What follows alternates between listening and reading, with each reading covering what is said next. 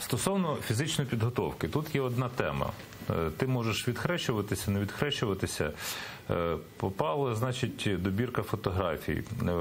В око щось люди тренуються. Це ми повертаємося, скажімо, і до Семенченка, і до акції 17 жовтня. Та? Є люди, які тренуються на якійсь базі. Я думав, що це Україна спочатку. У них є символіка Донбас на кепках, так? Є. От ми і показуємо ці фотографії. Я думав, що це Україна. Виявилося, що там, якщо там далі є символіка цього місця, де це відбувається, так? І в них є шеврони. Це European Security Academy. Так? І оце якісь люди, які тренуються. Донбас, Семенченко. Семенченко, далі я проводжу Парасюк. Що це? Якщо є інформація. Ми чекали, поки воно вийде в маси, от воно і вийшло. Хто? Що? Хто ми чекали? Що це за ми? Якщо в мене є 3 хвилини, то по порядку скрупульозно. Це люди, які проходять... Тебе на фотографіях немає, Семенченка теж немає. Але є символіка Донбасу. Так, прошу. Це люди, які проходять підготовку в Європейській безпековій академії, це правда. Вони там проходять по різних курсах, вони отримують різного роду дипломи, які потім дають їм можливості працювати в міжнародних компаніях чи в якихось державних військових компанії. Це приватні військові компанії, маєш на увазі? В тому числі. Я поясню, для чого це. Ми стикнулися з величезною проблемою, що люди, які прийшли з війни, вони просто-напросто закінчували своє життя самогубством. І це не поодинокі випадки. Повір, воно лякає. І коли є там 2-3 таких грандіозних і дуже резонансних вбивства, самогубства, ти задаєш собі питання, чому воно так. І коли ми почали розбиратися в ситуації, ми зрозуміли, що ті люди себе тут не можуть знайти. Раз, а по-друге, їм потрібна якась реабілітація. Оцю реабілітацію ми знайшли.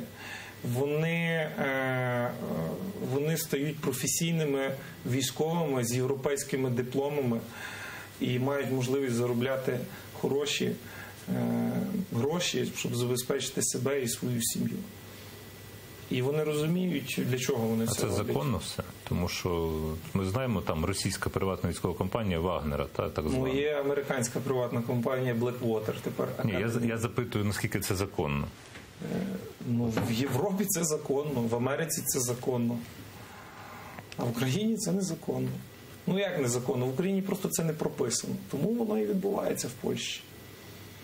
Тому така ситуація. Тут неможливо це побудувати, тобі це не дадуть побудувати. На цих базах, де вони тренуються, тренувалися і наші офіційні спецслужби, але я тобі розкажу, як вони тренувалися. Вони приходили, оплачували 1 день перебування, поробили фотографії, їм виписали там диплом за базову підготовку, і вони потім приїжджали і розказували, що вони дуже круті бійці. Ці хлопці проходять курси більше місяця, тобто вони вчаться всього. Тобто, і ця школа надає дуже широкий комплекс послуг по навчанню. Там спеціалісти з Бразилії, з Франції, з Польщі, з Німеччини. До речі, один з інструкторів, який працював на цю академію, загинув на Донбасі. І там навіть дошка є, яка символізує, що ця академія вшановує його пам'ять. Яка доля далі цих хлопців? Я зараз відповіді не можу дати, бо тому що вони далі вирішують, що їм робити самим. Питання з чим пов'язане? Я не даремно запитував, наскільки це... За які гроші це все робиться? Ну, по-перше, хто ми? Ти кажеш ми, хто ми? Можу сказати, що я дотичний до цього процесу, і Семенченко дотичний до цього процесу. Ще є ряд польових командирів з Донбасу, які десь керують процесом. За які гроші? Скажу так, що є підтримка європейців, американців, які готові надавати таку реабілітацію нашим військовим. Але це дуже важкі перемовини і потрібно давати надгарантії, щоб вони повірили, що воно дасть результат. Ну, вчора я мав просто ефір з Андрієм Тарасенком, це очільник правого сектора, і він був на війні, сказав недовго, бо там на міну натрапив. Але це пов'язано із цими тренуваннями. Тобто Україна ж вистояла фактично в перші роки війни завдяки добровольцям, Так. які просто відправилися туди на фронт. Це великі жертви і так далі. І ми з Тарасенком обговорювали, що, скажімо, в багатьох країнах існує резервна там армія, або в Швейцарії там це є резерв. В Україні це неможливо. По-перше, а тренування.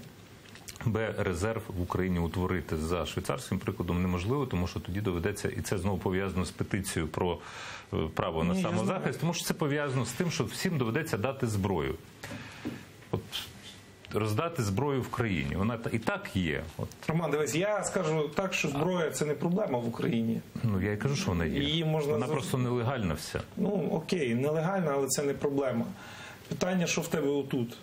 От я тобі щиро скажу. Тобто, коли вони приїдуть звідти, це вже не є просто добровольці, які мали досвід, не мали, але пішли воювати. Це висококваліфіковані військові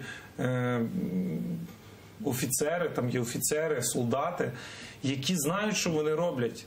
Бо тому що їх там вчать, вони проходять психологічну підготовку, вони знають, як бути стресостійкими до деяких ситуацій. І знову ж скажу, можливо, він стане резервістом в себе там отут, і прийде ситуація, і він знову піде куди потрібно. А друга ситуація, вони можуть продовжити свою кар'єру в міжнародних компаніях. Ти ж знаєш, що сомалійські пірати нікуди не поділись, і приватні компанії потребують захисту їхніх вантажів і так далі. І вони за це добре платять. І ці люди готові надавати ці послуги.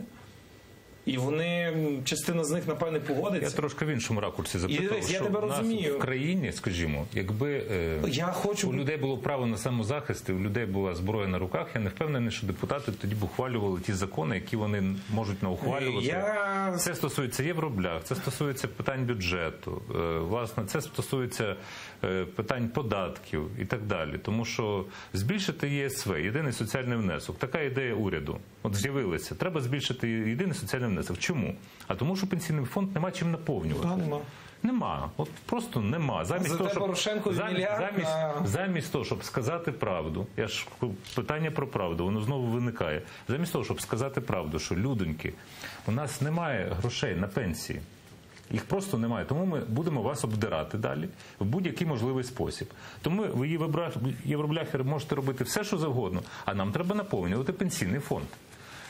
Тому ви, будь ласка, сплатіть, тому що це ай-яй-яй, а-тату. І це лише один привід. Таких приводів можна в Україні знайти масу. Де зробити черговий якийсь збір, побор і так далі. А якби люди мали право на самозахист, я думаю, що депутати кріпко думали головою, тому що це все виливається в революцію, в Майдан, а коли є постійний контроль над владою. Дивись, мені навіть нема чого додати, бо тому що я з тобою цілковито... Ні, ми складаємо цілий пазл. Але я тобі хочу сказати, що я не хочу, щоб прийшов цей час, коли не буде навіть кому. Буде зброя, але не буде кому її тримати. Бо я ще раз кажу, що величезна проблема і в тому, що люди, які прийшли з фронту, в них є потреба десь себе реалізувати. Дивись, чому ці люди, дехто з них хоче вернутись, хоче йти служити і так далі. Ну більша половина не те, що не любить Україну, вони завжди стануть на захист своєї держави. Вони не хочуть повертатись ні в ЗСУ, ні в якісь інші батальйони, тобто МВС чи Нацгвардії, тільки по одній простій причині. Вони не вірять в те, що їхнє керівництво може вирішити цю проблему, яка є зараз на Сході, яка називається війною. Вони просто не вірять в неї. Вони сказали, наш досвід завжди пригодиться. Формально це називається ООС. Я тобі хочу нагадати. Та чого це так? У нас війна не називається війною, тому що ти прекрасно про це знаєш. Вона не називає. Ну, дивись, якщо ми почнемо зараз, як називається чи не називається, я говорю так, як я відчуваю, і так, як ти відчуваєш. А як вони собі поназивали, це їхні вже великі проблеми. У нас дзвінок є. Проблеми. Добрий вечір.